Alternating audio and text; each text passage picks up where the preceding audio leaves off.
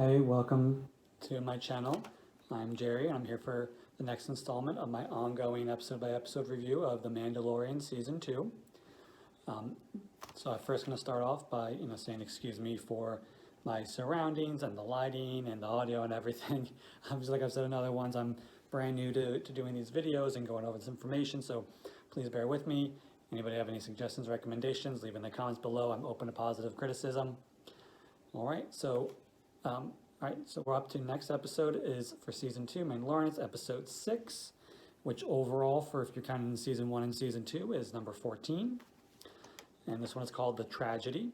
So before I go any further, spoilers. There's going to be tons of spoilers in this. As I'm posting this way after the show has aired, after the whole season has aired.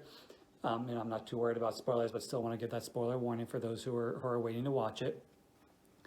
This was a big episode.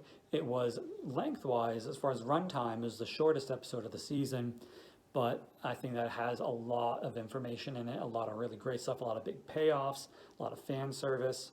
So it's an excellent episode. So I don't know if I'm going to go in order, but I'm just going to go off my notes. I might be jumping around, but excuse me for that. First off, overall, loved it. Excellent episode. Really great payoff on a lot of things. I'll get into that in a minute. Like I said, so it's called The Tragedy. This one's directed by Robert Rodriguez, which is probably one of their biggest directors that they've had on at least this season, or maybe even the whole run of The Mandalorian. He's a well-established Hollywood director.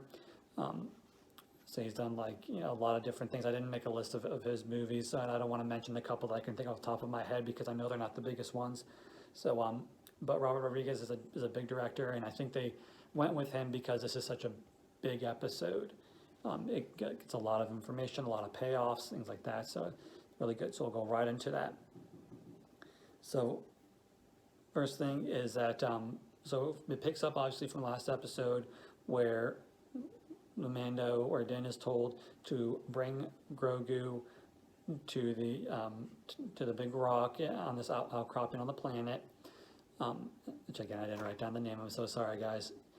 Chastise me in the comments. Come on. Where there'll be this beacon that kind of helps focus the Force, where he can reach out through the Force and find other Jedis, other Force users to help train him, because Ahsoka's not able to. But I think we'll run into her own special Disney Plus miniseries that's going to be coming out later on, where I believe she's tackling Thrawn. So that's also part of why I don't think she can do it, because that would be too much tied with that. So we'll see Ahsoka later. But so they fly over in the Razor Crest and put Baby Yoda onto the beacon, and he starts reaching out through the Force, and he has this energy capsule around him to keep Mando or anybody else from getting in there and being able to disturb him. And that's kind of where he is for a lot of this. And then we see the Boba Fett ship, Slave One, kind of come in out of the sky. And I tell you, seeing Slave One, it's such an iconic looking ship, and it's such a badass ship. It's excellent to see that. You see that coming in, and you're like, oh boy, now we're getting to it. And he comes out and comes in.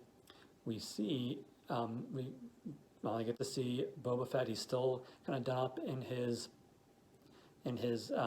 Tusken Raider, robes and uniform, with his bata stick, with his fighting stick that he has. So with that, and he comes and he demands the armor. Says, "I'm here for the armor." And you can see him. He looks really rough, like he's been on Tatooine. He's been in the Sarlacc pit. He's been with the Raiders. So he's had a rough few years. There he's been on there looking for his armor and what have you. So he says, "I need that armor." Din Mando says, "No way, it's Beskar, it's for Mandalorians." And we get to learn a little bit about Jango Fett's history, which I don't know if this is something that's already been revealed and I just didn't know it.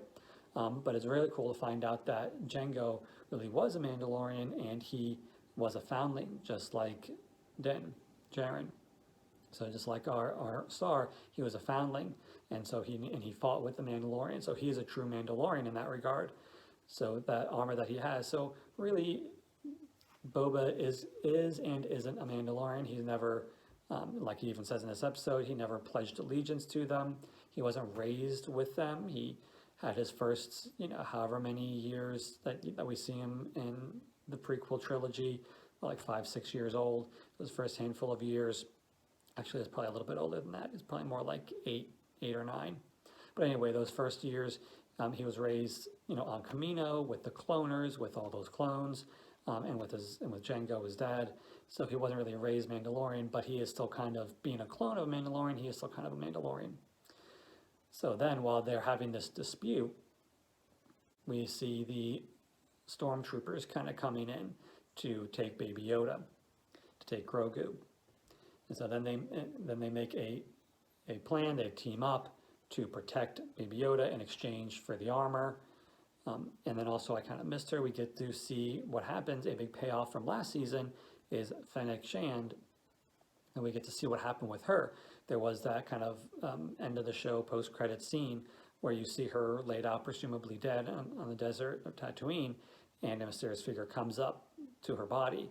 And that now we get that payoff that was Boba, and he's saving her because he was also basically left for dead on the sands of Tatooine. And so that was and then now she's in his service, and she's all like half cyborg and done up too. So that was very cool to see as well. It's amazing to see those kind of things because the technology and stuff in Star Wars, it reminds you how much technology and power and things that they have, and how these people can be basically dead and then come back. So we get to see her again, which is very cool. She has very little speaking in it, but she is still a major role in it. So with those stormtroopers there, we get to see an amazing fight with Boba Fett fighting without his armor, and then later on, when things are looking bad, he goes back, gets his armor, and then we get a big fan service payoff. We get to see, classic hardcore Boba Fett and his all busted up, war-worn armor, and he's blasting guns, shooting things, and we get to see, of course, the amazing rocket shot of his back jetpack. It shoots that rocket off, and takes out those ships.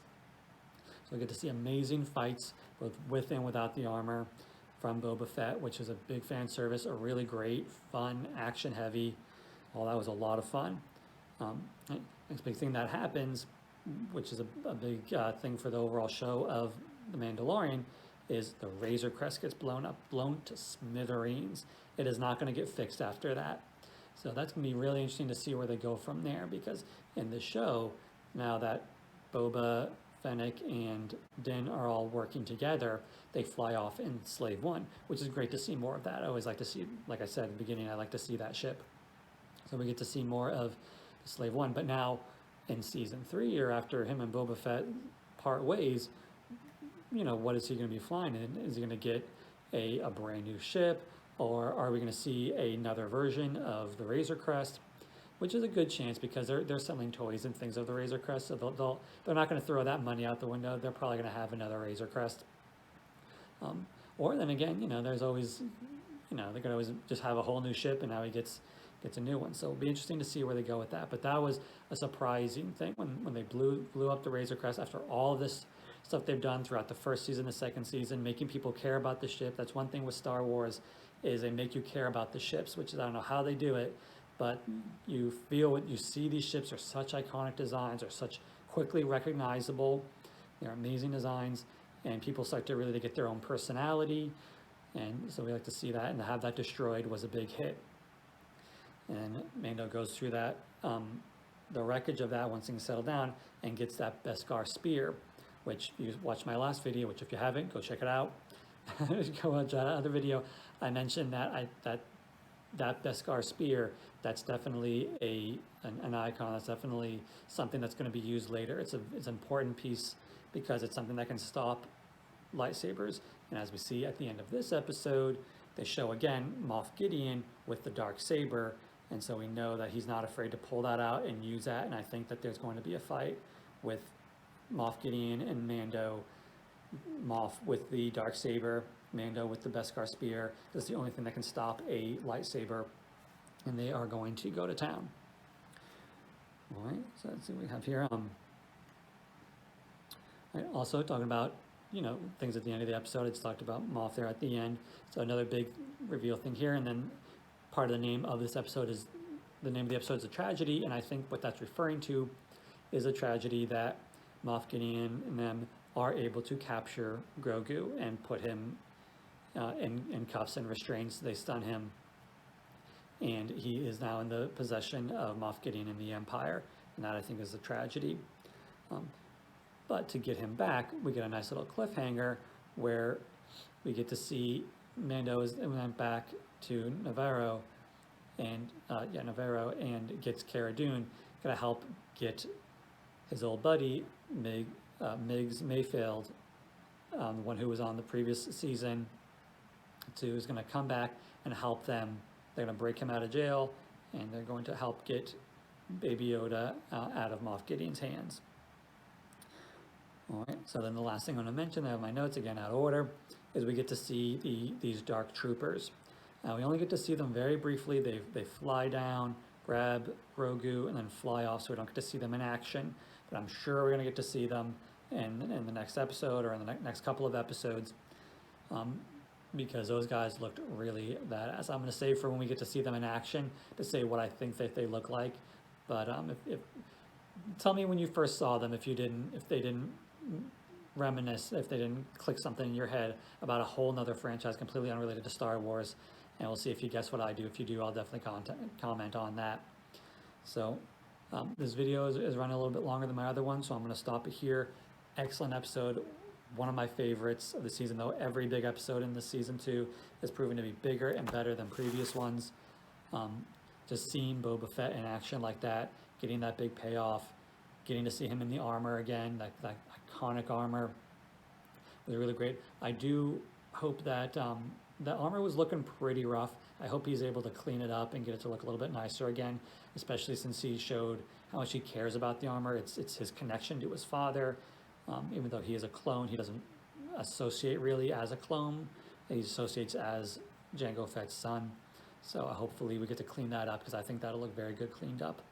But anyway, tell me your thoughts about the tragedy, about Baby Yoda getting taken, about getting to see Boba Fett back in his glory. Tell me your thoughts in the comments. I'll comment on as many people's as I can. And until next week, go ahead and may the Force be with you, and I'll see you guys next time.